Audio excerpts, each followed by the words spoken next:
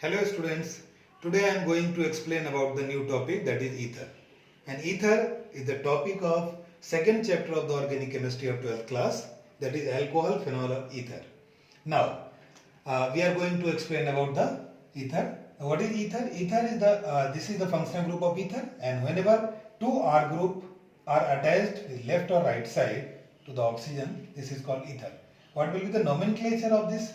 The nomenclature formula of ether will be alkoxyalkane. And what is the example? If you see the example, then how can we name the compound? Let's say example CH3O CH3. This will be methoxymethane.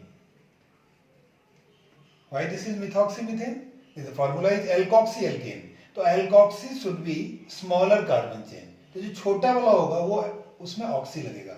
यहाँ पर तो दोनों side same है, तो इसलिए किसी को भी ले सकते हैं. तो ये बन गया हमारा मिथॉक्सी और ये मीथेन. अगर दूसरा एग्जांपल लेते हैं CH3O C2H5, तो ये C2H5 है, बड़ा वाला है, ये छोटा वाला है, तो इसको हम छोटा वाले के साथ लेंगे, तो इसका नाम होगा मिथॉक्सी इथेन. मिथॉक्सी इथेन इस तरीके का नेमिंग होगा. और अगर हम कॉमन नेम की बात करें तो इसका कॉमन नेम सेपरेटली किया जाता है, इसको कहेंगे हम डाई मिथाइल ईथर. और चूंकि ये डिफरेंट है, CH3 C2H5 है, तो इसलिए इसका नाम होगा अल्फाबेटिकल ऑर्डर में इथाइल मिथाइल ईथर. नाउ अगर इसमें हम OH ग्रुप लगा देते हैं और यहाँ पर O है और यहाँ पर CH3 है, तो ये स्मॉलर ग्रुप है, तो इसका नाम होगा मिथॉक्सी बेंजीन. और मिथॉक्सी बेंजीन का कॉमन नेम ये हो जाएगा मिथॉक्सी बेंजीन. मैं यहाँ पर लिख भी देता हूँ. और इसका कॉमन नेम होता है anisole. This is the anisole. तो ये था ईथर का नोमेनक्लेचर कैसे करते हैं ये. अब फटाफट हम आ जाते हैं कि इसका प्रिपरेशन कैसे करेंगे. तो ईथर का प्रिपरेशन हम कई तरीके से कर सकते हैं, बट यहाँ पर हम दो मेथड आइडेंटिफाई हमने किया है. The first method from alcohol, और उसका हम डिहाइड्रेशन करेंगे. अब आपको याद करना पड़ेगा कि जो अल्कोहल टॉपिक में हमने एक्सप्लेन किया था डिहाइड्रेशन ऑफ अल्कोहल, वो अल्कोहल की प्रॉपर्टीज थी. तो at that time I told you this is the temperature sensitive reaction. तो उस कंडीशन में आपको याद होगा कि वहां पर एक टेम्परेचर पे ईथर बनता था. तो उसी को हम एक्सप्लेन करने जा रहे हैं. तो मान लो कि यहाँ पर OH ग्रुप है और यहाँ पर H2SO4 लिया कॉन्सेंट्रेटेड और टेम्परेचर 140 डिग्री C. तो इस कंडीशन पे प्रोडक्ट कुछ इस तरीके का बनेगा. ये था ईथर का प्रोडक्शन. अब इसका मैकेनिज्म हम देख लेते हैं कि मैकेनिज्म कैसे होता है इसका. तो पहला काम होता है डिसोसिएशन ऑफ H2SO4. तो H2SO4 जब डिसोसिएट होगा तो H प्लस और HSO4 माइनस कन्वर्ट होगा. अब यहाँ पर H प्लस है एज इलेक्ट्रोफाइल और प्रोटॉन इसको कहेंगे. तो ये क्या करेगा, सबस्ट्रेट पर अटैक करेगा, सबस्ट्रेट के साथ जुड़ेगा, सबस्ट्रेट को प्रोटोनेट करेगा. तो यहाँ पर ये लोन पेयर है, इसको अट्रैक्ट कर रहा है और कुछ इंटरमीडिएट इस तरीके का बन रहा है. और आपको कई सारे वीडियो में ये इंटरमीडिएट कॉमन दिख रहा होगा, कई बार हमने ये रिपीट किया है. इस प्रोसेस का नाम है प्रोटोनेशन. अब आगे क्या होगा नेक्स्ट स्टेप में वो देखते हैं. तो नेक्स्ट स्टेप में ये जो ग्रुप आप देख रहे हैं पॉजिटिव चार्ज वाला, और इसमें दूसरा जो अल्कोहल ग्रुप है, जो नॉन प्रोटोनेटेड अल्कोहल ग्रुप है, वो इस पर अटैक करेगा एज ए न्यूक्लियोफाइल. तो इंटरमीडिएट फॉर्म कर देगा. कैसा इंटरमीडिएट बनेगा, कुछ इस तरीके से ध्यान से देखोगे तो आपको पता चल जाएगा. ये इंटरमीडिएट बन गया. अब आगे क्या होगा फर्दर ये देखते हैं. तो इस स्टेप का नाम क्या होगा, इस स्टेप का नाम होगा nucleophilic attack of non protonated alcohol. Now अब देखते हैं. नाउ नेक्स्ट स्टेप में क्या होगा ये मैं देखता हूं. तो अभी इंटरमीडिएट हमने ये बनाया था, कुछ इस तरीके का इंटरमीडिएट था जहां पर पॉजिटिव चार्ज था. तो अब ये पॉजिटिव चार्ज को न्यूट्रल करने के लिए हाइड्रोजन अपना इलेक्ट्रॉन देगा और फिर ये फाइनली ईथर फॉर्म कर गया. अब इसको इस स्टेप का नाम क्या करेंगे हम, नाम क्या देंगे ये चेक करना पड़ेगा. तो यहां पर H प्लस एलिमिनेट हो रहा है, तो जहां H प्लस ऐड हुआ था उसको हमने क्या किया बोला था, प्रोटोनेशन, और H प्लस एलिमिनेट हो रहा है तो इसका नाम दे देंगे डीप्रोटोनेशन।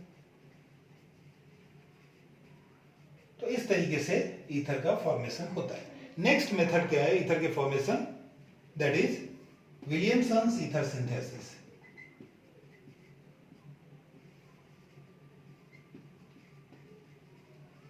इसमें क्या करते हैं हम, विलियमसन ईथर सिंथेसिस में हम एल्काइल हैलाइड के साथ रिएक्शन करवाते हैं सोडियम एल्कोक्साइड का। तो sodium alkoxide like alcohol group है और उसको हम सोडियम के साथ रिएक्शन करवाया तो RONA बनेगा, और इसका रिएक्शन हम एल्काइल हैलाइड के साथ करते हैं।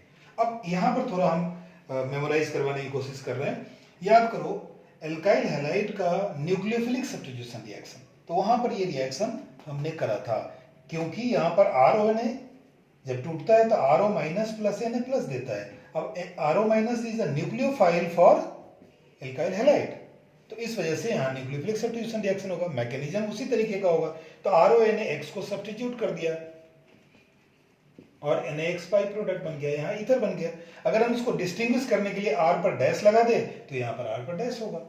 वेरी सिंपल रिएक्शन, बट इसमें थोड़ा कंडीशन को ध्यान में रखना पड़ेगा, थोड़ी सावधानी से इस रिएक्शन को समझना पड़ेगा। क्या समझना पड़ेगा वो दिखाता हूं मैं। अगर हमें प्रोडक्ट 3 डिग्री चाहिए, ईथर की बात कर रहा हूं मैं, प्रोडक्ट ये 3 डिग्री चाहिए, इस तरीके का ईथर चाहिए, तो हम कौन सा रिएक्टेंट्स लेंगे, किस इसी रिएक्शन के थ्रू की बात कर रहे हैं। तो हमें 3 डिग्री सोडियम एल्कोक्साइड लेना पड़ेगा और 1 डिग्री यानी CH3 की बात कर रहे हैं हम, 1 डिग्री एल्काइल हैलाइड लेना पड़ेगा। अगर इसका जस्ट रिवर्स हमने लिया तो क्या इंपैक्ट पड़ेगा प्रोडक्ट पे, ये देखते हैं। अगर इसका रिवर्स का मतलब हो गया कि हमने अगर CH3ONA सोडियम एल्कोक्साइड 1 डिग्री ले लिया और ये 3 डिग्री ले लिया कुछ इस तरीके से, तो इस कंडीशन में ये प्रोडक्ट फॉर्म नहीं करेगा। फिर बनेगा क्या, क्यों नहीं फॉर्म करेगा, क्योंकि यहां पर 3 R ग्रुप इलेक्ट्रॉन डोनेट कर रहा है, तो CX बॉन्ड बड़ी आसानी से डिसोसिएट हो जाता है पहले ही और कार्बोनियम आयन बना देगा। और अगर कार्बोनियम आयन अगर एक बार ये बन गया तो फिर ये रीअरेंजमेंट जाकर के रीअरेंजमेंट रिएक्शन करके डीप्रोटोनेट कर देगा और H प्लस बाहर कर देगा। तो इस तरीके का रिएक्शन हो जाएगा। लेकिन अगर हम इसमें 3 डिग्री लिया तो यहां भी 3 R ग्रुप है, यहाँ क्वेश्चन आपके आ सकते हैं कि यहाँ पर भी तो 3 R ग्रुप है, लेकिन इसको देने के बावजूद भी ये बॉन्ड उतना डिसोसिएट नहीं हो रहा है due to presence of Na, और ऑलरेडी ऑक्सीजन इलेक्ट्रोनेगेटिव है लेकिन Na से उसको मिल रहा है, Na इलेक्ट्रोपॉजिटिव है, तो इस वजह से CX बॉन्ड CO बॉन्ड उतना जल्दी डिसोसिएट नहीं होगा जब तक कि इसका CH3 ग्रुप पीछे से अटैक ना करे। तो ये था ये रिएक्शन जो विलियमसन ईथर सिंथेसिस। अगर इसी रिएक्शन के थ्रू हम एरोमेटिक बनाना चाहे तो कैसे बनाएंगे वो देखते हैं। अब हमें प्रोडक्ट बनाना है एरोमेटिक। एरोमेटिक का मतलब है कि हम चाहते हैं एनिसोल बनाना यानी मेथॉक्सी बेंजीन बनाना, तो इस कंडीशन में हम रिएक्टेंट्स क्या लेंगे, तो इस कंडीशन में रिएक्शन हमें ONA लेना पड़ेगा और CH3X लेना पड़ेगा। क्या फर्क, अगर हम इसका उल्टा रिएक्शन लेते हैं, अगर उल्टा रिएक्टेंट्स लेते हैं कुछ इस तरीके का लेते हैं और CH3ONA लेते हैं तो ये प्रोडक्ट फॉर्म नहीं करेगा। क्यों नहीं फॉर्म करेगा, क्योंकि यहाँ पर CX बॉन्ड बहुत ही स्ट्रॉन्ग है और ये जल्दी डिसोसिएट नहीं होगा। यहाँ पर भी CO बॉन्ड स्ट्रॉन्ग है, लेकिन यहाँ पर इस मैकेनिज्म के थ्रू आप ध्यान देंगे तो रिएक्शन किसके बीच में हो रहा है, ONA बॉन्ड डिसोसिएशन और CH3X बॉन्ड डिसोसिएशन की वजह से। इस फर्स्ट रिएक्शन में CO बॉन्ड डिसोसिएट नहीं हो रहा है, लेकिन अगर हम इस रिएक्शन के थ्रू ये प्रोडक्ट बनाना चाहते हैं तो हमें CX बॉन्ड डिसोसिएट करवाना पड़ेगा जो पॉसिबल नहीं है। तो इस वजह से ये रिएक्शन ज्यादा सुटेबल होगा। तो ये था preparation of ether with different compound. Thank you.